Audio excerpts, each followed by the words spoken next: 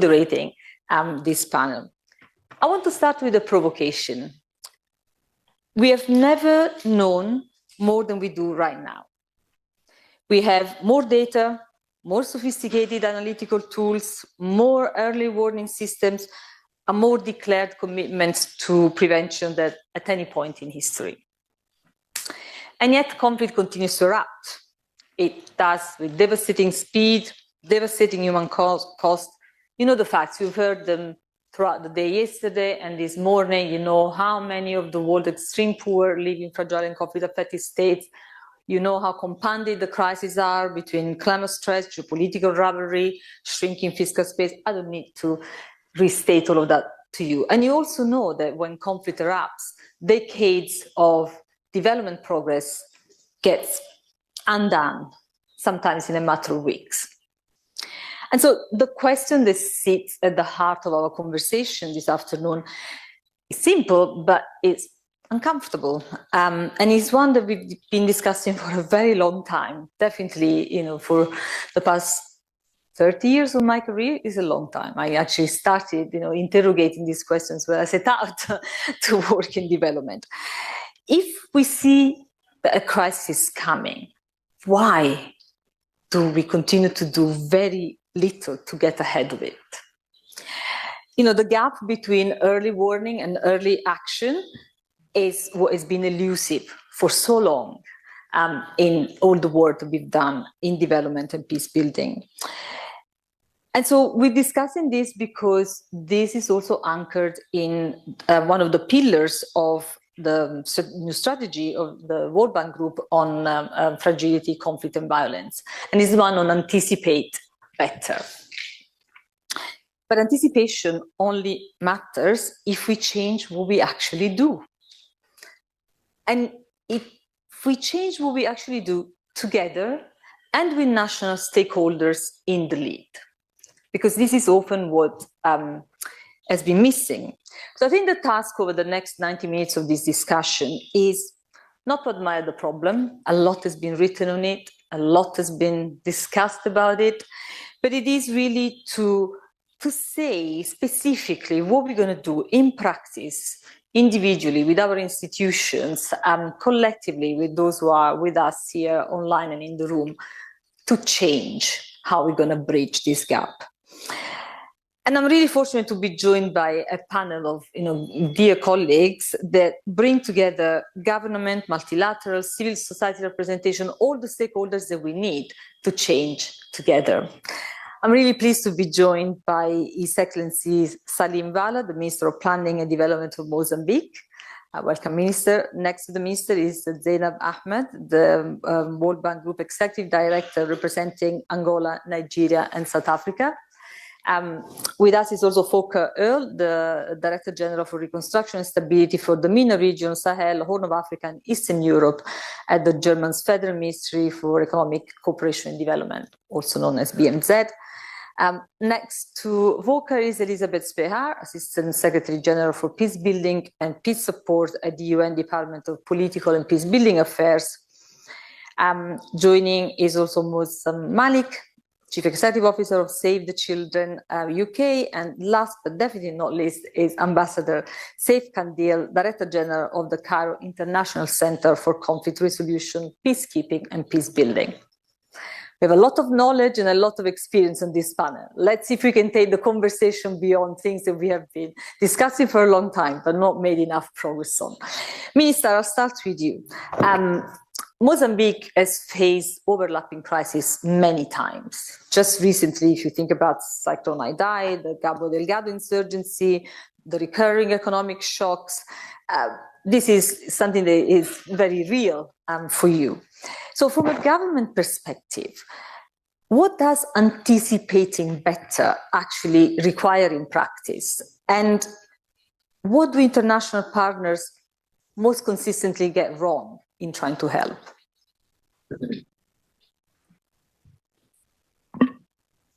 Thank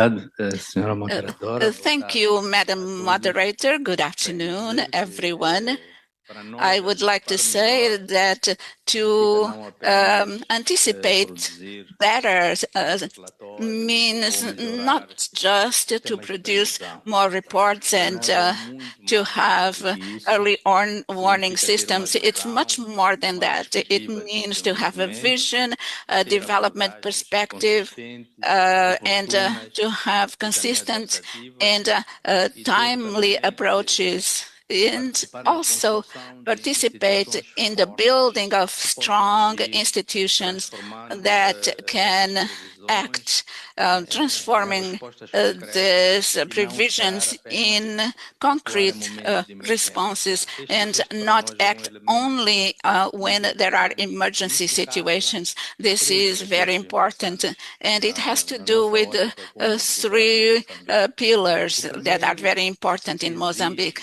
Firstly, there's need for an integrated analysis of the risks and vulnerabilities, not as in a compartmented way. We cannot isolate in silos risks and vulnerabilities, economic shocks, climate changes, and epidemiological shocks. We have to have a holistic view regarding this phenomena to help the life of our communities and population. And we suffer the impact of extreme climate events and terrorist actions in Cabo Delgado that have an impact in our economic and social life. The second important element is that requires a presence and trust in local organizations and communities, organizations that organize prevention activities have to be strong and legitimate.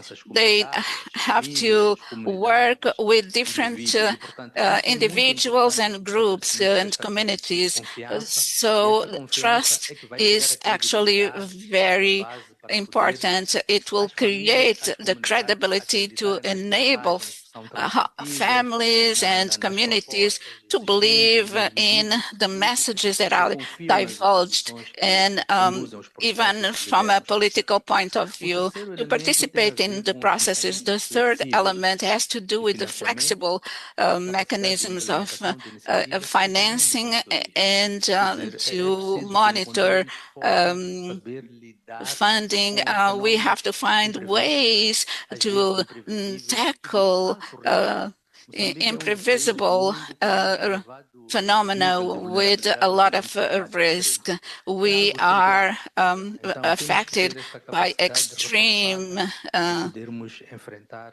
events in terms of climate, and we have to ensure resilience and use preventive measures in our territory. The last part of the questions that you asked, what are the possible errors on the part of our international partners? Commonly, there's not a lack of commitment, but the fragilities are tackled in a fragmented way in short-run cycles. How can we think it over in a more holistic way in the long term and in an integrated way? Fragility is not just for one sector. It affects the livelihood of people, and it affects several sectors. Even when we work with the concepts, we have to think of working holistically. And as far as external factors, many times the political situation in the country, in the area, are not viewed attentively, but there's ownership is very important as well in order to ensure sustainability of solutions that may be adopted. Those solutions must not be imported. They have to be adapted to the communities and territories. And in summary, and to conclude, through bottom-up policies, the process may be slower. We need more patience. Sometimes it will be more expensive, but will ultimately be sustainable. Mozambique wants to bring to this forum the idea that resilience is built before crises happen, not after. The most effective partnerships are those that help the countries and communities to strengthen their capacity to forecast the risks and to ensure that families have livelihoods. The vulnerability and the fragility should be viewed as not just an element for the development of the country, but something that is always present in the development and the life of the families and communities. Thank you. Minister. Volker, BNZ has actually invested in a few of the things that the ministers mentioned, the reference to flexible programming instruments, forecast-based financing, crisis risk funds, really those elements that can really support these anticipatory approaches. What have you seen international partners genuinely get ahead of a crisis, and what conditions have made that possible? And what have these models failed? Thank you very much, Sarah. Before I come to your question, just picking on your provocative question from the introduction, having an overabundance of data and not coming to action. I'm not too pessimistic on that one. I think a credible early warning and a good data set is important, and I think there is still some loopholes which we need to fill. But I think the biggest challenge is really to better integrate the data and work within our own systems so that all the information relevant becomes really available when deciding on how to react to or respond to crises. On the question of where did we get ahead, looking at the past years, I think we've learned our lessons on a lot of crises. So looking back to the COVID pandemic and the systems we have set in the after, or the experiences we made, and we all suffered from that global crises, I think we all set up, we all got aware of how important it is building robust systems, government systems, how important it is to invest in issues like medicines production all around the world and not have monopolies.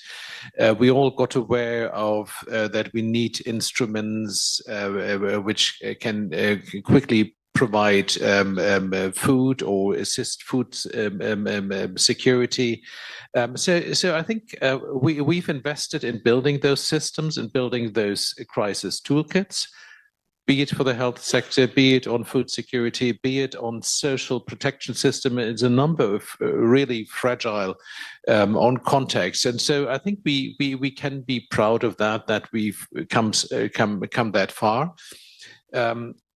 Maybe the environment is getting more challenging, and having listened to the debate this morning about what are the global shifts, I think we can't take for granted that the lessons learned, the lessons we've learned are still accepted by everyone within the international community. So facts are not scientific. Facts are not always being taken for granted. We also see that I think a number of the crises are getting more multi-layered. So I think data sets addressing all those issues are not that easy, I think, to produce. And I think that we have really to keep in mind when we look at it at the political level.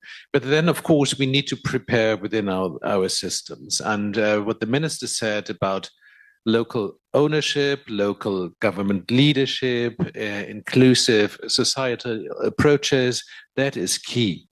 And we must not forget that we need to build that robust systems, that the resilience, and that must not lose sight of the long-term ambitions we have. So there is a tendency to jump on every crisis that comes across. But I think keeping focus, keeping track is important.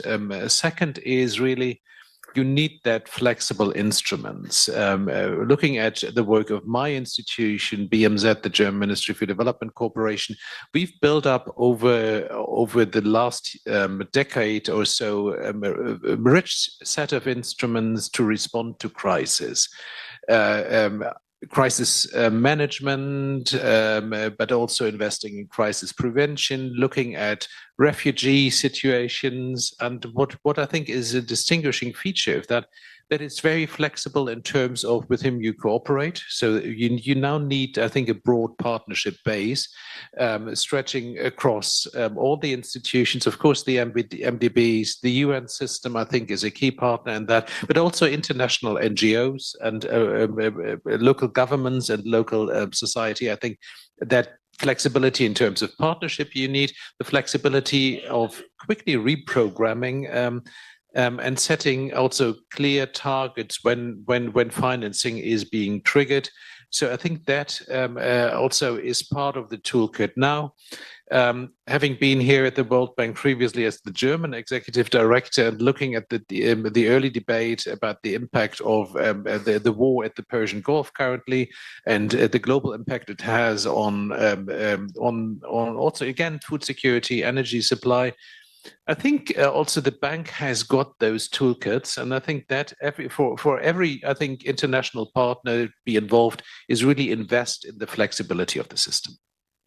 Thanks, Book. I think it's fair to say that there are more and more new toolkits, new ways to try and respond flexibly. Is the connection between the early warning and the early action that continues to be elusive. And Moz, I wanted to ask you that because actually civil society organizations, local, nationals, internationals are often the first to try and really spot the signs of an early crisis, to identify emerging risks. But that collective response, government, multilateral, civil society, is still not coming together fast enough. What is missing? So much is missing. I'm not sure I share Volker's optimism. I think actually the system is failing. And I think there are 4 elements that I'd like to suggest. And in my comments, I'm going to talk a bit about Sudan, which I know is a country close to your heart, Sarah. A country that I visited 2 or 3 months ago, but a country that I've been visiting for 20 years. The first time I went there was at the time of the Darfur crisis.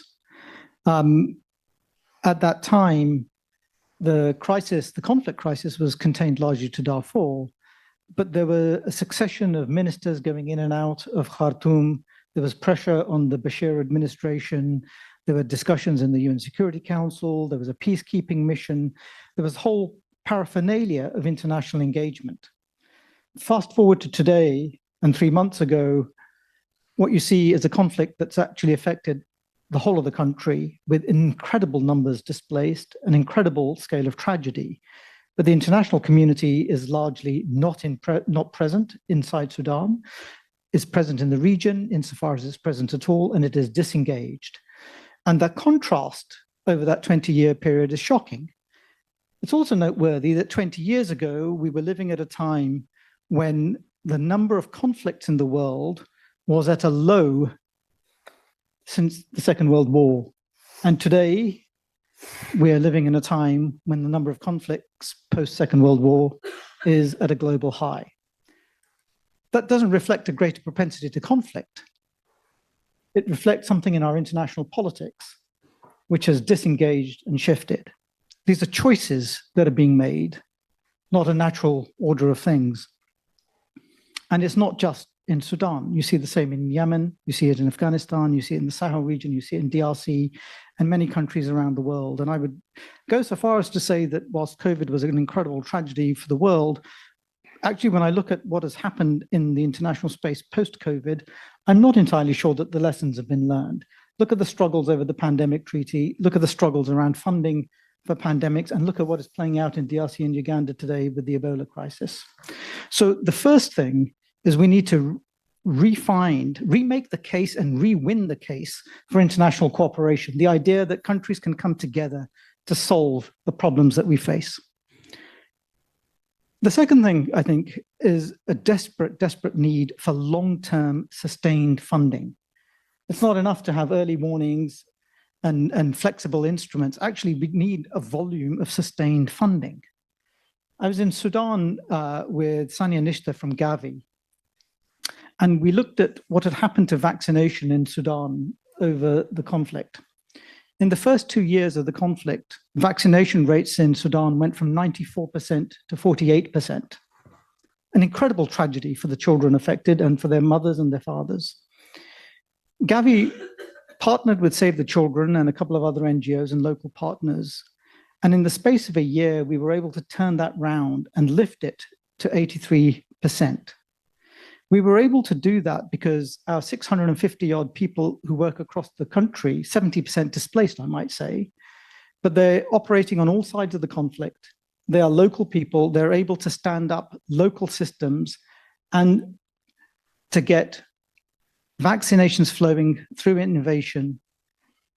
And so, but that's only possible because Gavi is ready to make a multi-year commitment. You can't get a health worker back into the clinic where government systems have broken down on the promise that you have funding for the next 3 months or the next 6 months. You've got to have multi-year sustained funding and commitment. But equally, whilst that's a remarkable success in Sudan, you've got to ask ourselves the question, could we have anticipated what might happen to vaccination rates as the conflict raged? Could we have acted earlier? And indeed, if we had acted earlier and you'd maintained vaccination rates, would anyone have celebrated the success? Would we even have noticed the success? So there's something about volumes of funding, but also incentives and how we recognize success and failure in this space. And again, this isn't just an academic point. In Somalia, where I was last year, droughts and conflict are leading to acute hunger. There's a real risk of very high mortality in Somalia. At Save the Children, we're banging the drum, but I have to tell you, we're getting very little engagement from international partners on this. And we now have news of an extreme El Nino event on the horizon too. Again, are we going to act? Do we have the sustained funding to respond? The third, I think, is the third element is the need to focus on local actors. It's people on the ground who experience the crisis. It's people on the ground who know what needs to be done. They're first on the ground, they're first able to respond. For us in Sudan, access isn't an issue as an NGO because our 650 people live the conflict. They're on all sides of the conflict line. They can negotiate with local commanders. They can work with local administrators and local health workers and stand up a response. The health workers and the local administrators are, of course, also local. So getting resources into that local level is absolutely critical. And then the fourth element I'd suggest is, and maybe I would say this as Chief Executive Save the Children, is please focus on children. We know from all of the data and all of the evidence that children are most affected in crises. But that's rarely reflected in early warning tools or in risk analysis. And some of the most important areas for children are the first to be cut: education, social protection. These are the areas that we find hardest to get funding for. An investment in children is an investment in the future. And when I was in Sudan and talking to mothers about what they wanted for their children, the first thing they wanted was safety. The second thing they wanted was education, because they want to have hope. So please, let's focus on children. Thanks, Moz. I agree with a lot of your analysis. I think that is another element. If you just take Sudan, I can't even begin to think about the amount of analysis, studies, data we've provided anticipating the crisis at every juncture, from the heights of Darfur to 20 years ago, but also the latest in 2019, with the civilian uprising. It was very clear where it was going. It's the political will that wasn't there to listen, to recognize those trends, to see where it was going, and that remains, totally absent. And this is where civil society can play a role to push that political engagement. But Elizabeth, I mean, the peace-building architecture of the UN was created precisely to bridge the gap, between early warning and coordinated action, the Peace-Building Commission, the Peace-Building Fund, and DPPA. So Mott says the system is failing. What is your assessment? Have you seen the system work anywhere? And if so, what else can we do to strengthen it where it is not working? Yeah, thank you very much, Sarah. Delighted to be here and delighted to follow through on after some very, very good opening points from all of the speakers thus far. And certainly agree with all that has been said. I want to maybe pick up on some of the things that you were just saying. I mean, I think this is a starting point. You were talking about at the outset the importance of renewing faith in cooperation, international cooperation. I would say more specifically, since I'm sitting at the UN, renewing faith in multilateralism specifically as well, as something that we talk about a lot at United Nations, and I think it's incredibly important for many of the things that you and others have said. We are in a very difficult geopolitical context right now. We're in a very difficult situation in terms of conflict, which you well noted about the record number of conflicts since World War II. The funding also crisis, we have to recognize there's a lot less money for official development assistance, and in particular for peace work. That is one of the least well funded, and so on and so forth. But in that framework, I'm going to try to inject a little bit, at least, of, if not optimism, of perhaps hope and possibility. And that is that in terms of peace building and the peace building architecture, for me, one of the most important things that it's trying to do is to keep the spotlight on all of those countries and contexts that are not yet in the headlines. They're not yet in the headlines because they don't have a high enough body count. They're not something that is attracting international attention because there's a feeling that this will destabilize far beyond their borders, and so on and so forth. Yes, peace building applies also to high conflict context, but I think, again, one of the important contributions is to be able to focus on and try to remedy from a preventive lens what is going on in countries, supporting those stakeholders, the governments, civil society, all of the national and local stakeholders in a country, to try to strengthen their institutions, their processes, to try to address root causes so that we do not have more Sudans and more Malis and so on and so forth across the globe. And so how successful are we in all of this, and how can we understand the peace-building architecture and its contribution? Well, the peace-building architecture that we refer to often at the UN, as you were saying, Sarah, refers to three particular instruments. One is an intergovernmental body, the Peacebuilding Commission. Another is a financing instrument, the Secretary General's Peacebuilding Fund. And the third is my office, basically, which the Peacebuilding and Peace Support Office, which is nested within the peace and security pillar. You were talking about moving to coordinated action. I think this is one of the most important things that we try to do, because the work on prevention and peace building at the UN is not just our job. It actually is the job of us, of this architecture, to leverage the whole system in support of countries to build and sustain peace and to prevent. So I like to talk about a peace building architecture that is part of the glue, I think. But that links up to a much broader, what I call peace-building ecosystem, which involves the range of tools and goes across the spectrum. And this goes back to what the minister was saying in terms of a holistic, comprehensive approach, because it is about development, it is about the full respect for human rights, it is about having humanitarian support there when it's required, it's about governance, institutions, and so much more. So we need to have a comprehensive approach. And the machinery that we do have, the architecture, tries to bring all of that together.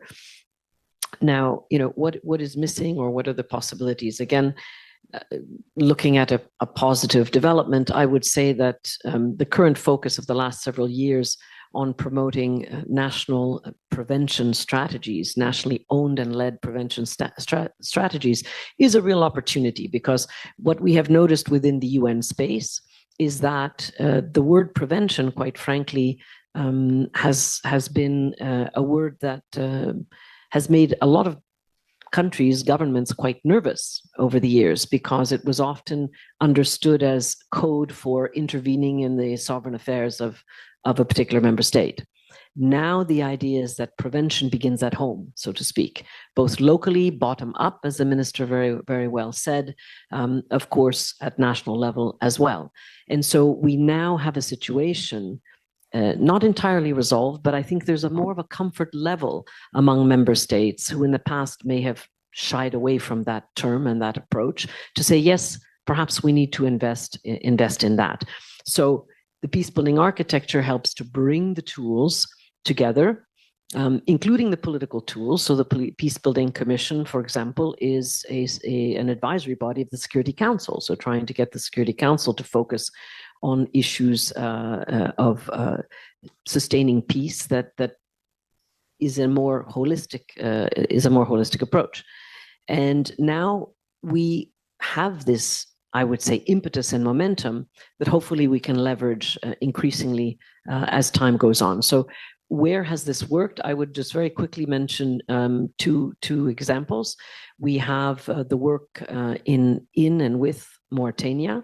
There will be a session at 3 p.m., a practitioner session that will go more deeply into this example. But basically, Mauritania is not in the headlines usually, but it is in a very complex neighborhood, and the spillover of terrorism, of many other stress factors into Mauritania from the Central Sahel is something that the government is very worried about, but there are also internal stressors in the country. The good news is that the Peace-Building Commission was engaging since 2022 with the country, helping them to look more closely at the prevention challenges, at the root causes of tensions. The government itself has taken, I think, a bold decision to invest in prevention, to look at issues on ground, what needs to be addressed. We now have them having developed and launched last year a national cohesion strategy, which was developed inclusively with, I'm not sure children, but certainly youth, very big component. And the UN system came together quite well to support that. We also had the African Development Bank coming in, the World Bank as well. So it's an interesting case where I think if we can also continue to help them implement, and if the political will is there to really move ahead on tackling the root causes, this could be something that hopefully will inspire other countries. And the second example is Papua New Guinea. We don't talk about Papua New Guinea much either, but they have some very serious issues with systemic violence in parts of the country. Again, in a similar fashion, the government took on board the need to invest in prevention. It expressed its political readiness to tackle some pretty difficult issues, including issues like gender-based violence that are not often mentioned as societal stressors, and yet it is. Again, They've gone to a national prevention strategy. We've been supporting them. The World Bank has come in with the first ever prevention and resilience allocation for PNG outside of the first one outside of the African continent.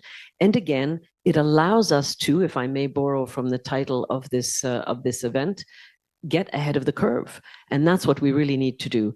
I would like to just, there's many ways we can strengthen what we're already doing. None of what I've just mentioned is perfect. But I would say that I would very much agree with you, Sarah, that the really big problem has not been early warning. For many years already, we've invested deeply. But it's the leap from early warning to early action. And if we're looking at, in particular, nationally led and owned and locally grounded approaches to prevention, the political will, the will to follow through, that commitment and that openness to inclusivity is absolutely key. So this is one of the key things that we are going to have to really try to at least encourage among our member states.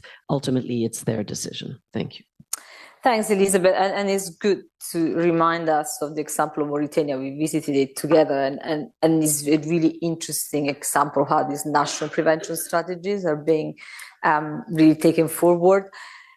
In all the pessimism and the gloominess around the state of the system, I think it's useful to also remember that in December we've had a resolution that is nobody really expected, but kudos to Germany for helping shepherd that. The resolution is basically in many ways solidified the progress of the new peace building architecture. There's the PBAR every 5 years there is a review of the peace building architecture, and the resolution has reaffirmed the centrality of the peace building commission and the national prevention strategies around that. So there is a point of continuity and perhaps new departure in terms of how we can take this forward, really centering the leadership at national level.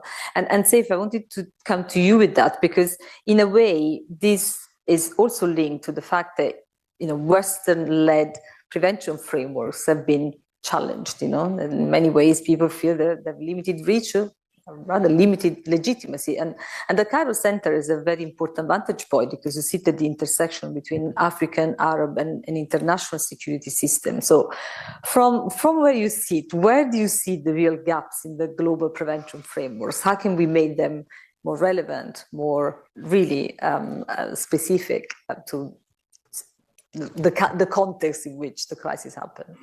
Well, thank you very much. Already we mentioned some gaps, the gap between action and analysis. There's enough analysis, but not enough action. Why? Because of the lack of political will, as mentioned before, and for the lack of sustained funding. So this is one of the gaps that I think we all agree on. But there's another gap which we don't necessarily mention very clearly. There's a gap in trust. Trust in the system, trust in the institutions of the system, trust in what could be called a world order. We have established for almost 8 decades a world order based on international law, a rule-based order, whether in peace and security, in development, in human rights, humanitarian action, in international trade. Unfortunately, this has been eroded over the last few years. What we have seen in Ukraine, in Gaza, and in Sudan, genocide in Gaza, genocide in Sudan. This is not just a one-off. This is not just something that we woke up in the morning and suddenly there's a genocide taking place. This has been building up. Why? Because the system has been eroding. The values of the system have been eroding. Elizabeth just mentioned, yes, because some countries believe that prevention is a backdoor for intervention. There is a reason why countries believe so. Double standards, because they don't trust the system. They don't trust whoever is acting and hiding behind international law while international law is not respected. We don't have just double standards, we have triple standards. We have prevention can lead us to think that, for example, there's a risk here, but the reaction of the international community to equal risks is not even. It's uneven reaction. So this led to a world where international actors are don't believe anymore that there is a global common good that we are all aspiring for. And this is a toxic atmosphere that definitely would affect any real action towards intervention. I think also this is not just happening between countries on the international level, but it's happening within countries. Rising inequality over the last decades, since the 80s, has caused lower middle class citizens across the world believing less in globalization, believing less even in their global elites, in their local elites, sorry. This mistrust in local elites is also fueling the isolationary politics in many countries, including Western countries. So I think that unless we deal with this trust gap in trust, we will not. We have to acknowledge this and we have to address it somehow. There is no way forward with the perfect analysis about prevention and early warning if we don't fix the world order, make it work once again. Also, there's a gap in analysis. On one hand, we don't necessarily agree on the root causes. On one hand, there are two ways of seeing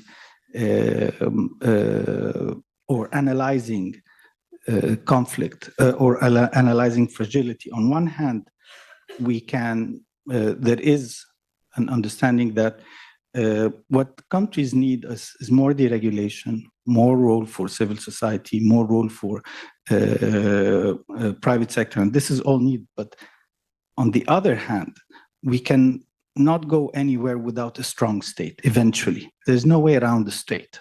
There's no way around going, digging deeper into how to create a strong state.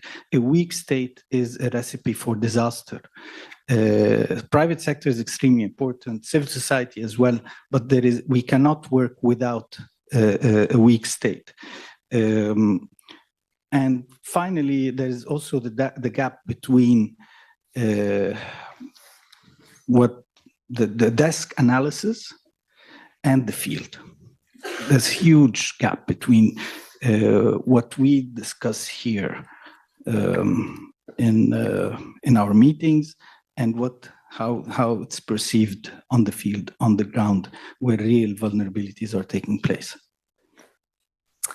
I couldn't agree more. Safe at ODI Global, we do a survey of client countries every 3-4 years, the client countries of the multilateral development banks, and that particular point on the lack of understanding of the context, relevance to the context, tailoring to the context comes up times and times again, but this time even more strongly than other times. So yeah, and fully agreed on trust. I think that is a really important point. As you say, many have lost trust in the global institutions. That is where the crisis is so deep. And in fact, Zain, I wanted to ask you, because we're here at the Fragility Forum, we're talking about the World Bank Group sort of strategy around FCV. So I'm really interested in your reflections on whether you're seeing these reforms, these changes really progressing, especially in either receiving countries. A lot of them are at the forefront of the double challenge of being some of the poorest countries, and often countries where we have fragility, conflict and violence. So how do you see that playing out? Is the strategy making a difference? I mean, it's not completely there yet, but the work and the commitments are emerging. Well, thank you very much, Sarah, and also thanks to my colleagues for the very important points you made, very important points relating to fragility and to crisis. From the perspective of IDA countries, international partners have made progress, as has been said by Volker, by identifying that humanitarian challenge is not just a security challenge, that it is fundamentally a development challenge. But today, even though we have greater understanding, we still are not succeeding in addressing the root causes of fragility. And why is this so? I think it has to do with because we have not yet been able to work together better. There has been improvement on how we work, but I come from a country that has experienced fragility and is still experiencing fragility in Nigeria. We're often saddled with several initiatives, several actors, and you're required to do different things while you're still trying to manage crisis. So coordination amongst partners is important. It's a burden for the countries to just meet the routine requirements of the partners. So if partners can work better together and identify common objectives and provide support to the countries as a group, it will enhance implementation and also enhance our capacity to address some of the vulnerabilities and the risks that our countries face quite often. But I see an opportunity in the FCB refresh strategy, the 4 pillars that you have identified earlier on, but especially the focus on anticipating better. Anticipating better also means in being able to look at the context of the countries, the communities, and working with the national governments and local actors to create the solutions, as opposed to designing solutions and bringing them to apply. And what works in country A may not necessarily work in country. Each fragile situation has some uniqueness about it. So we have to continue with the assessments that we have been making, but we have to also use local actors to understand the root causes. If we're really truthful also to ourselves, the international community has been struggling to support the kind of trajectory shift of reforms towards addressing the root causes. And while we are doing much better, we are not yet successful at preventing crisis from happening. The challenge is not that of knowledge, of course, it is of translating the coordinated and timely and political intentions into actions to address the problems. In my experience, the most successful reforms are built on 3 foundations. First of all, as the president has said earlier on, strong national ownership. Durable solutions cannot be imported. They must be reforms that are country-led and anchored in on national priorities. And we must also all together work to support national institutions for sustainability of the progress over time. Second, stronger alignment amongst partners. I've said this earlier on, but it bears repeating. Too often, the partners are operating side by side, but not together as one. And third is sustainable and predictable finance. As has been said earlier on by Mozim and even as Volker as well as Elizabeth. The financing has to be not just to address crisis, but to prepare to support countries to plan for prevention and actually be ready to act quickly when a crisis happens. And this is where a strong and well-resourced IDA comes into consideration. IDA is one of the international community's most effective instruments for supporting resilience, for institutional building, for job creation, for stability in fragile settings. And we all recognize that this is a time of growing fiscal pressures and competing global priorities, especially also for the donor countries. It's not just the fragile countries that are having these problems. So we know that funding is becoming more and more reduced, more finite, and but IDA has the capacity to leverage resources. So what you provide as a donor to a country bilaterally is 1x. With IDA, it can be 6x of that amount. So it means we can do more using vehicles like IDA. And I'm sure it's not just IDA that has that capacity. So acting early also does cost less than acting when the crisis is full blown. What enables common understanding of partners is already what we have, data and evidence. So we have a lot of that. So we just need to have the willingness to walk through integrated researches, walk through risk assessments, and also enable country-led platforms. Constraints that are actually visible within the various institutions, including the World Bank, is our own organizations' different mandates, the different style of work, the different accountability frameworks, the different risk tolerances. So all of these different components means when you go to a country to provide intervention, you're going with your own rules and with your own frameworks.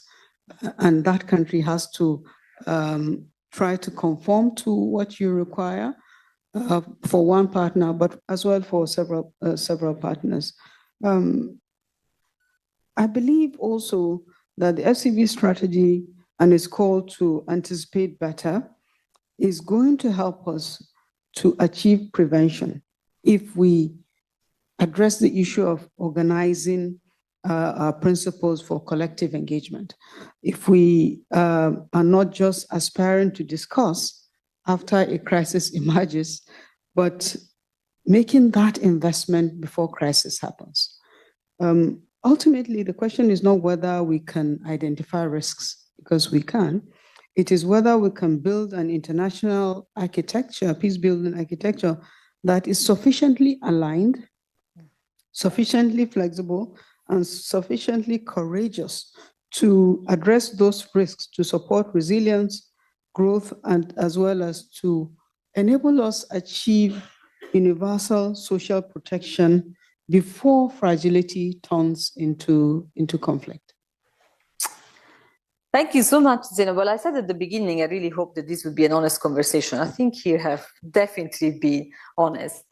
I think what we haven't discussed, and I'll leave it there, but I want to open to the audience so you can address the questions where we take the other ones from the audience as well, is about the incentives to really help realize this change. And if you want to move towards this aligned, flexible, courageous architecture, towards sustained funding, to mobilize the political will to rebuild the trust, what are the incentives that we need, at every level? You can think about it while I open to the audience, and I'll take questions both from the audience here and the audience online. I think someone will pass on the questions. They will be online. I just want to make sure that, we hear from all of you. There is so many of you in the room, so I think there is a roving mic. Just raise your hand and introduce yourself if you are connected to institutions. Lady at the back there, and I'll go to the gentleman and the other lady here. Is there a mic somewhere? Oh, there's a mic in the middle, right? So I'm afraid you'll have to walk to the mic in the middle.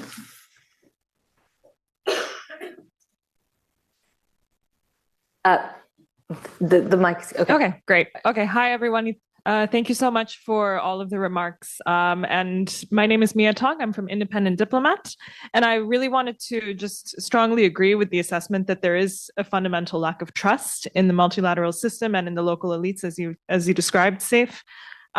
And I think similar to Sarah, your question, what can be done to address the lack of trust at this point? And is there a role for multilateral development banks within this? Thank you. Yes, please. Hi, my name is Eric Gonzalez. I'm from Mexico City, and I'm holding a pledge from ITU to build public policy on Latin America. My question is, how we can hold trustiness across generations, because I feel like the gap generation between people in the stakeholder scene, it's very big. So we need the stakeholders in all the ages of all the challenges. Thank you. Thanks. There were a couple of colleagues there. Yes. Yeah, my name is Baruti. I'm a researcher and I'm involved in peace building and conflict prevention in Africa. I don't have question, but the remark on the peace building advisory group of the United Nations. Since more than 25 years, is a team of, let's say 50 people, and the conflicts are emerging, and the insurgent group are changing strategy, and the United Nations and the World Bank still keep a team of 15 people for the whole world. Is not enough. We should change. We should adapt the group, even collaboration with the World Bank, to address that issue correctly. That's the remark that I wanted to give. Thank you. Thank you. Please.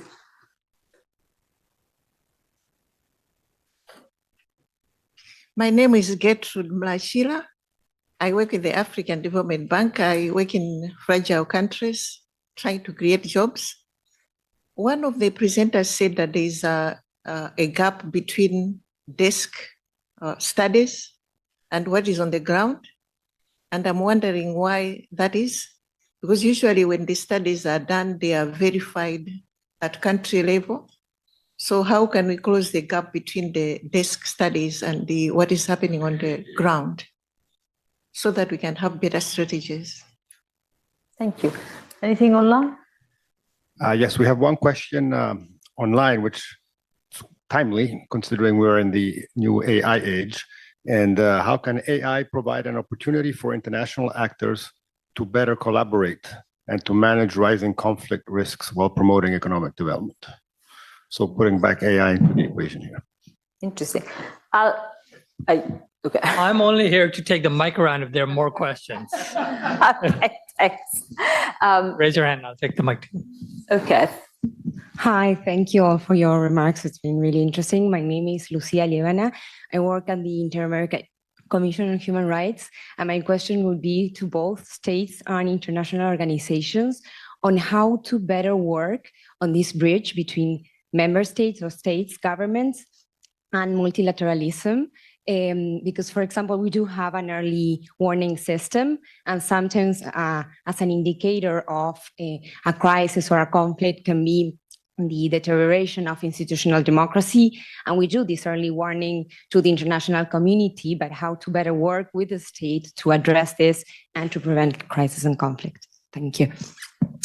Excellent. Let's pause here as we've got enough questions. If there is time, we'll come back for another round. But I think my lovely panel has got its job cut out for it.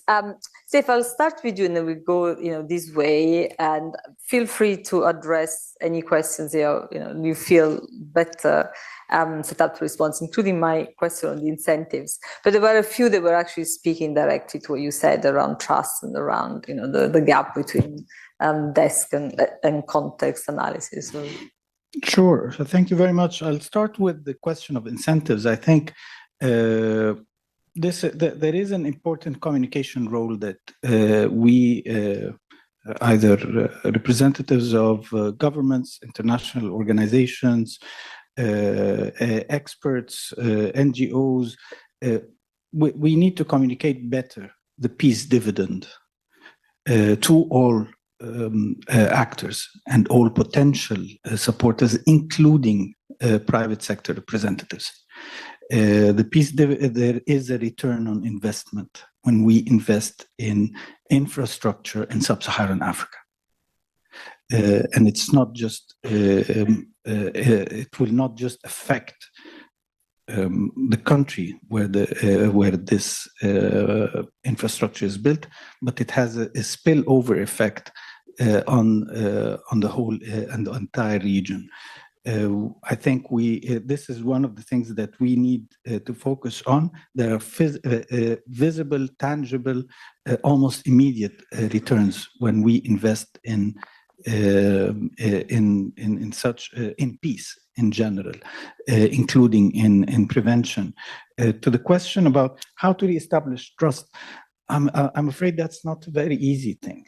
I mean, look, if you're engaged in a long-term relationship and suddenly the trust is broken, you need real work, and sometimes it will take a lot of therapy to get over this. So trust is we have been building this for decades, but it can collapse easier. But I think there are certain things that we know, of course, for respect of the international law and the rule-based order is the starter, but also engaging youth, because I think part of the problem that we're having right now is that youth are not really engaged, and part of the mistrust is actually in the youth of different societies.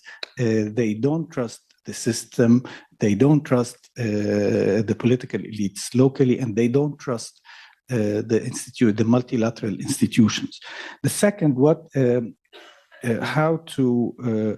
the role of multilateral financial institutions, I think there is, of course, an important role to be played by them by focusing mainly on this nexus between peace and security on one hand and development on the other. This needs to be highlighted, but also development itself. We need to agree that underdevelopment in itself is the ultimate root cause of crises and of violence and of fragility. And unless we tackle the issue of underdevelopment, I think we're on the wrong track. Extremely important also to shift our attention from growth to development, because it seems that you can see in many developing countries that the numbers in terms of growth and economic growth are doing very well, but people are getting poorer. And this is exactly the result of this difference between growth on one hand and development on the other. Thank you. Thank you so much, Steve. Moz, there was, apart from my question, incentives, one also the generation gap. Perhaps you can address. Yeah, maybe I might just comment on this trust question first, because I'm old enough to remember a moment in my working life when it was different. Following the fall of the Berlin Wall, I spent much of my career in the UK government, in DFID, in the Foreign Office, and in the wake of the fall of the Berlin Wall, there genuinely was a moment where we believed that the international system could work in the interests of everybody. And the peace-building architecture was born out of that moment. I was involved with those efforts. I date the erosion of this really to the Iraq War and the illegitimacy of that war. And I say this as someone who worked on that conflict at that time. But successive disasters that followed and misadventures and failures, both in conflict situations like Syria, Libya, elsewhere, but also actually in terms of the response to the global financial crisis, in response to climate, and I would say in response to COVID, have wrecked trust. And some of the most difficult conversations I had as a UK government official were in the context of COVID or in the context of Ukraine, calling up counterparts in the global south and saying, we need to work together. And they would be like, well, we know where you are, thank you. So we need to rebuild this trust. Now, as a civil society organization, which is where I am today, I think there are at least a couple of things that we need to do to try and recover that trust. And it is hard. The first is that we need to tackle impunity and double standards. So sitting in the UK, sitting in the US, sitting in Germany, we're a global movement to save the children. We're present in more than 100 countries. We are looking at how we call out double standards, how we hold our leaders to account, how we tackle impunity. That's uncomfortable for our governments. It's uncomfortable for political leaders. We come under a lot of pressure for that. But I think that is a critical responsibility for us in civil society. A second thing I think is that you've got to find new points of leadership. I don't think the solutions can any longer come out of London or Washington or Berlin, frankly. They need to come from elsewhere. It's not about the quality of thinking. It's just that in that context of distrust, we need new points of leadership. Maybe Cairo is a good place to start. And I think, again, as civil society organizations, we are in the process of creating independent elements in our movement in places like Indonesia, in the Philippines, in South Africa, in Egypt, I hope in the next few years, so that we can invest in leadership that comes from a different vantage point. On the MDB question and trust, when I speak to Somali or Ethiopian or other African or indeed non-African ministers about the impact of aid cuts, of the cuts of bilateral aid, and the impact on their health systems as clinics close and vulnerable people are frankly left on the outside, and children are dying. Believe me, children are dying. Their response to me is not that we will go cap in hand to any bilateral capital. Their response is we need multilateral institutions that can operate in a predictable, consistent way. And they rate the World Bank, frankly, highly in that estimation. So I think the MDBs do have a critical role to play, not just for the leverage points that Zainab raised, but because they can operate on the basis of rules. And the critical thing that we must do, whether it's from civil society or member states, is to try to keep the geopolitics out of the MDB system. And that's going to take some doing over this next few years, but that's absolutely critical. I thought the AI question was also interesting. I'm not sure I'm an expert enough to recognize it, but one core element is the need to reform the international system. The system is much too fragmented. In the health space, we have something like 80 institutions and instruments. In the climate space, 70 odd instruments. Frankly, we need to find the political will to consolidate. In the absence of that, maybe AI can help us to translate our reporting to multiple donors and take out some of the transaction costs of dealing with that fractured system. Good one. Elizabeth, there was a comment question on the advisory group to the Peace Building Fund and whether it's big enough or whether we need to rethink perhaps that part of the architecture. Yeah, well, it's a useful tool and it's an advisory body, as the name would suggest, but it's not the only reference point for the Peace Building Fund. There's also the Peace Building Commission, the 31 member states that weigh in quite often about the fund, but also all the other stakeholders. The fund is currently reviewing its strategy of this last several years and preparing a new one. And there are broad consultations that are taking place as we speak among civil society actors and many of the other partners and stakeholders. So it's not the only reference point. It's right now 12 members, actually, not 15. And it's one very key reference point. Top donors are also a reference point, our partner countries, host countries on the ground, and broader partners. May I address some of the other questions? Thank you. The issue of incentives that you raised, Sarah, I think are very important, and I wanted to address that from two perspectives, or at two levels. First of all, the incentives for countries who do fund our systems, primarily through assessed contributions, but also the ones very much that voluntarily fund the peace-building architecture, the money that comes into the bank, and so on and so forth. And what are the incentives for them at this point? And in particular, how do you talk to their parliaments and to their taxpayers, because they are the ones who are providing the money or providing the green light for these resources? And I was just in Brussels at the European Union, talking with a number of interlocutors there, including the European Parliament. And it's not just in Europe, but in so many places, these funds are being cut. there's less and less ODA, as I was saying earlier, on offer, and for the peace work, prevention work, even less.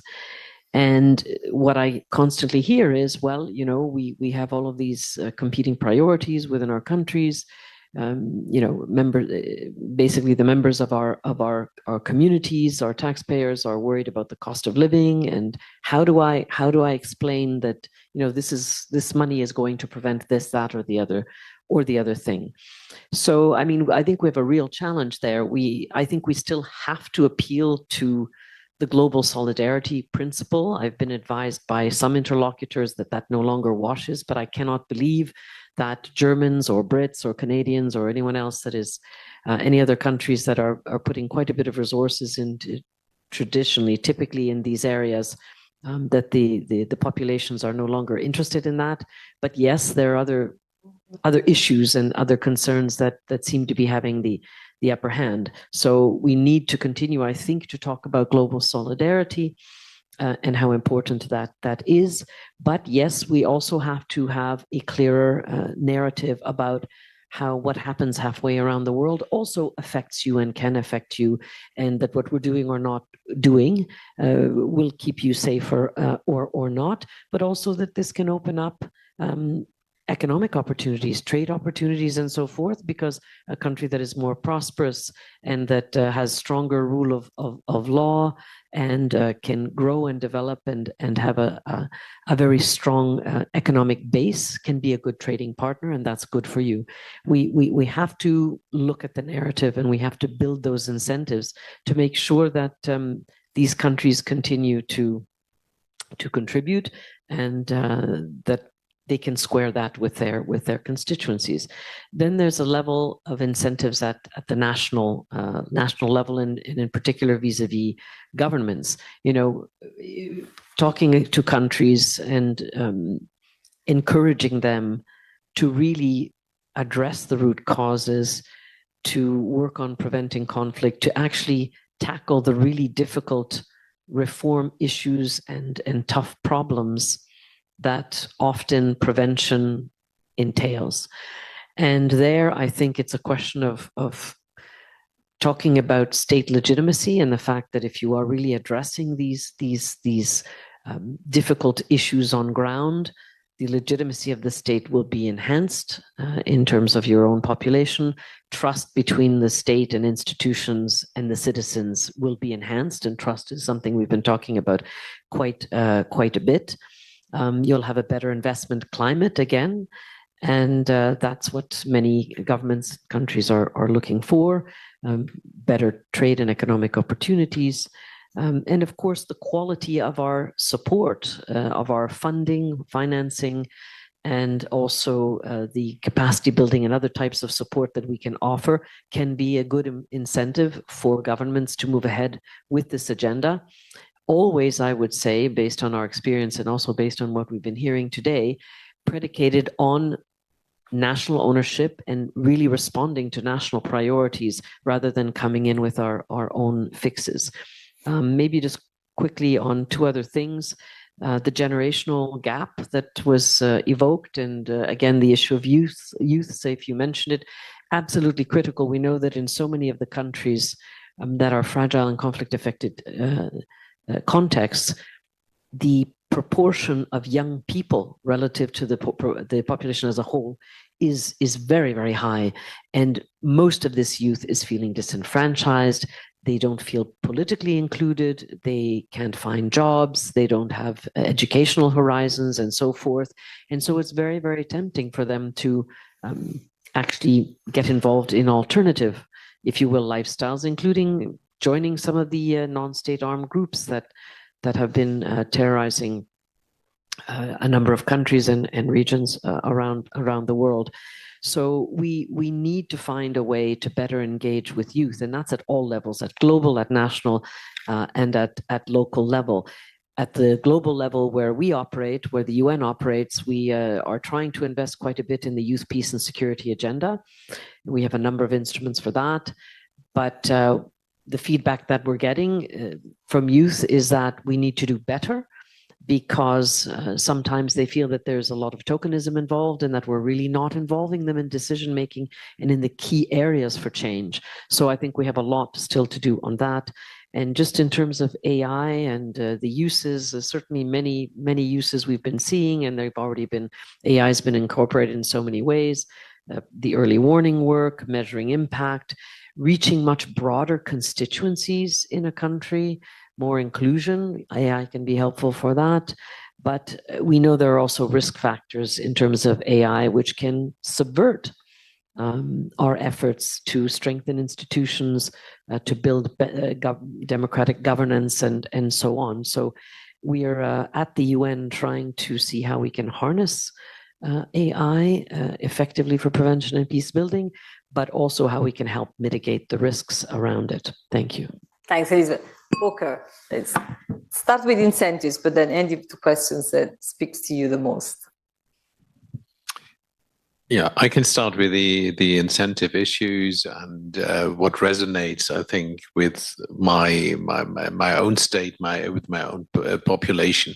I think Elizabeth has given a fair recount of how current discussions are at national level. So putting into question, why do we engage internationally? What's in it? What's in for us?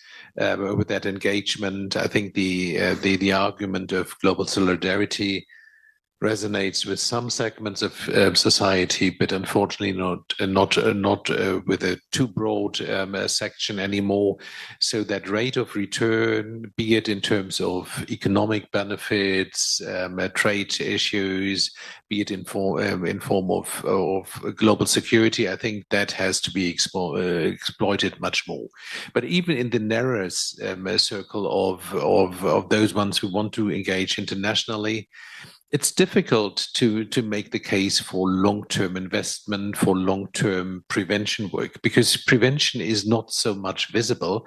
So what is the outcome? The best prevention is if you don't feel it, because it's just happening and systems are robust. And in my political systems, it's often easier to mobilize funding for crisis response and not for the long-term prevention work, because I think that's a natural behavior. You tend to wait to the last minute before you act, and then you are in the crisis management mode.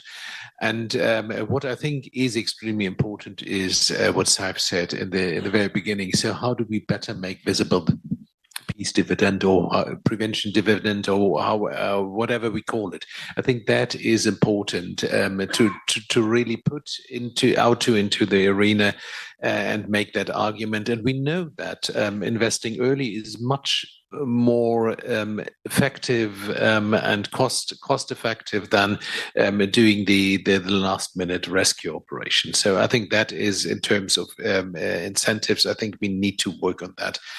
Second point on the state of the multilateral system, the state of the rules-based international order. Yes, we know the environment is extremely hostile. I think we can say hostile. It's extremely challenging, at least, to put it in more diplomatic terms.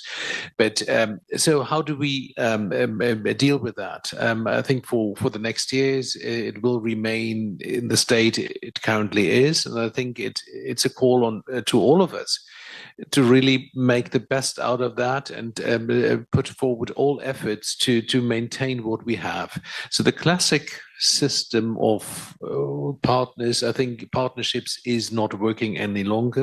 And I think we need to invest in much more agile and also changing alliances to push forward specific topics. Some might be more interested in the peace issues, some are more in the climate issues. But I think those cross-cutting alliances between the classical Western partners and the global South, or so I think these partnerships are important. I'm not so sure whether we can keep geopolitics out of multilateral institutions. I think they are inherently in there. And also this apolitical institution we are currently hosted in is an extremely political one. And I think we have to play that role. But also within that system, I think those alliances work. And last point, maybe on trust at the national level. Yes, I think also Saib's point again about we need strong states. Yes, we need public entities to deliver what a state or public entity is for, and that is providing basic services to the local population, be it in terms of security for the population, be it in terms of public goods, education, health, water, and so on. I think that's a worthwhile investment. It doesn't have to be the national state. In some contexts, I think there is not a national state, but also subnational entities, I think, are extremely important. And in particular, in those crisis contexts, I think working with local municipalities, local communities, I think is the core of the resilience work. And I think that's also the level where inclusion has to take place. We heard about today and yesterday the huge youth bulge or the generational shift in age and generations. I think without involving that young generation on the ground in local decision making, I think we'll end up in a much bigger trust gap than we are currently into. So encouraging also from the international partner side to really have inclusive dialogues when implementing programs. I think that is important, and I think that's also where there was a question on the human rights issues, where that comes in. Maybe having that as part of the trust building dialogue, the part of a dialogue about societal contract, I think is extremely important. Thanks, Zainab. Thank you very much, everyone, for excellent contributions, and to the audience also for the questions. Let me start by addressing the issue of incentives. A lot has already been said, but let me take this view of the incentives that will enable donors to do more, and in the case of the World Bank, to ensure IDA sustainability. I think there's also the need for the recipient countries to do more. We need to be able to do more in terms of implementing better. We've seen a lot of situations where IDA funding is provided and the funding sits and is not utilized. So there's absorptive capacity. There's also poor quality of implementation, and in some cases, outright corruption. So for a donor to be able to go to their parliament to make a case for a donation to IDA, they must be able to have facts of the progress that has been made, show the impact, and also show responsible use of the resources. So responsibilities on both sides, not just the donors, but as well as the recipients. On the issue of lack of trust, which was raised, and the role for MDBs, I think the MDBs have a major role to play. And let me use the example of the World Bank. The World Bank, for example, has a major responsibility in being able to convene globally large groups of people. And that means in a country, so we were a few weeks ago in Chad and in Sierra Leone. In Chad, we had like not less than 24 partners convened by a meeting by the World Bank. And some of those partners were saying, the government listens to you, World Bank. So the World Bank was the natural leader or interlocutor of the group, if you like. And a convening also was done of businesses that we engaged with. We went as a group of executive directors and civil society. So we must be able to use that convening power to be able to communicate better with each other, with youths, with government, with businesses, as well as with civil society. On the role of AI,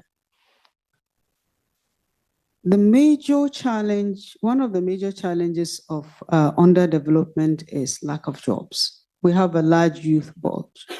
And to be able to create jobs, we need to use all the resources at our disposal, including the use of AI. We can use AI to be able to cooperate better with each other, but we can also use AI to be able to develop new kinds of jobs that enables youth to earn more than they already do. We can also use AI to enhance the capacity of micro, small, medium enterprises so that their small businesses can grow to medium businesses. And in that way, they're also able to now employ more people. Let me stop at this time. Thank you. Thank you, Zeno. Minister. Obrigado. Eu tinha poucas Thank you very observações, much. Now I have just some short comments. The first question, it's about the financing architecture, especially at the global level. It's changing. There were many changes in the last times, and this leads us to a kind of paradigmatic crisis. The past approaches not always respond to the new context of imprevisibility, conflicts that emerge. And the question is, do we have the predisposition, the ability to make adjustments to the new times? I think that this is a very important question. The second one is that the development industry at the global level has experienced a very diverse realities. There has been advances in the industry, and in other cases, in spite of a lot of investment and effort, the results were very modest, very limited. What is behind all of that? In certain countries, in certain contexts, things went well. There was improvement, stability, and diminishing of the poverty. Why? Because the strategies, the leadership and governments, social civil society, these are questions that we have to pose. A second aspect has to do with Mozambique. The moderator said that Cabo Delgado is a Mozambican province affected by terrorism.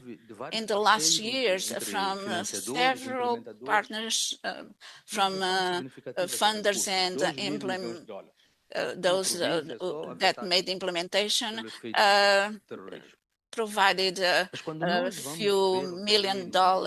But when we are on the ground, what is invested is very few, very little. Our colleague there said that the transaction costs are very high. We have to rethink efficiency and the effectiveness of the aid policies to introduce the necessary changes.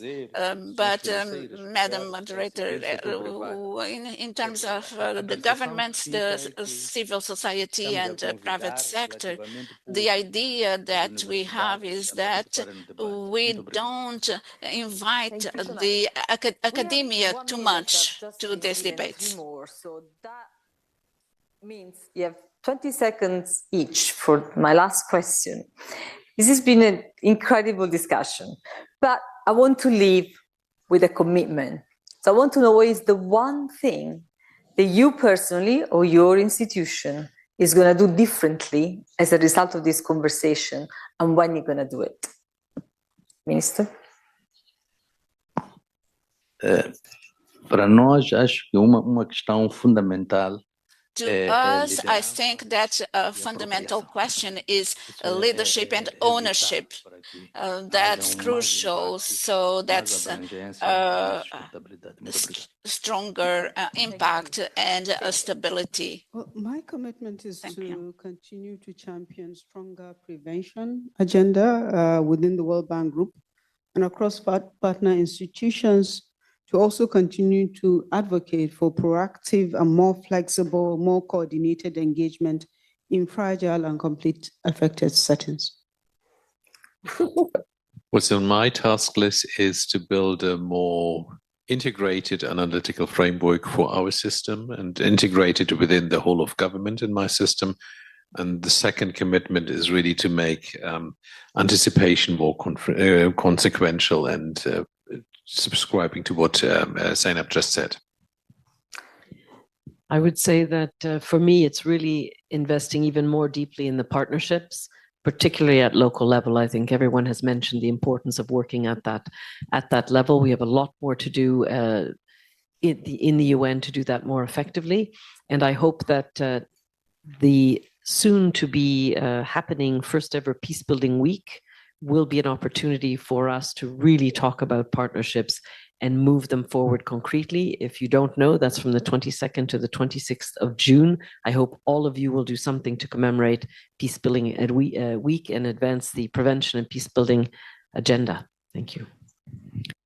In everything that we do and everywhere we work, I think the imperative for us today is to make the case repeatedly for international cooperation to try and tackle the common challenges that we face on this fragile planet. Well, I think it's if there's one thing that we'll be focusing on at Triple CPA is that we're trying to bring global commons to the heart of the discussion once again. And when to do it, we'll try to do this in the 6th edition of the Aswan Forum for Sustainable Peace and Development. That should take place in November this year. And also another one related to my sister's question about how to bridge the gap between the field and the desk. I think commit more, not just to national ownership, but to local ownership, just as Elizabeth just mentioned. This is how to bring the field to our discussion. Thank you so much to my panel.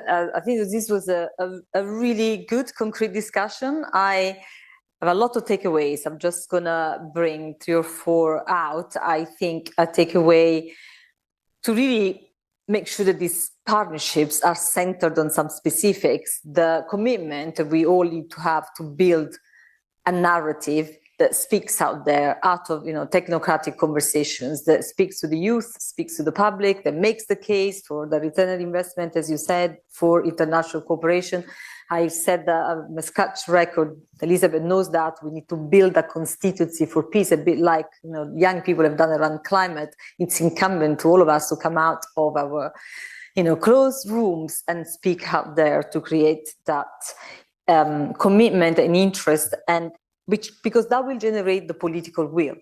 And we need to generate the political will to tackle what we've heard, the impunity, the double standards. That is the only way to generate trust. If we really go to the heart of what has undermined the trust in the system, and to center the national and local leadership enough with solutions from outside. That is not the way to build durable change. Is really being clear about how the primacy of that national and local leadership. And you talked about new points of leadership. Last one forum is one. The commitment that all of us need to have to support that, which ultimately, I come to my last point, means changing the system, reforming the system for sure. Whether it is having, we have accompanied the reform process of the multilateral development banks, the famous, I say in the right order, better, bolder, bigger. Better comes first. It means streamlining, whether it's the UN system or the MDBs, it means, really making sure they are efficient, they are agile, they are effective, and it means prioritizing and putting always that national ownership, and national doesn't just mean government, it means civil society, it means private sector, it means national conversation and leadership first. That has to be our commitment. And then I think prevention can finally really no longer be a scary word, but be the engine for durable peace and development. Thank you very much to my panel for all your contributions and to the audience. Obrigada.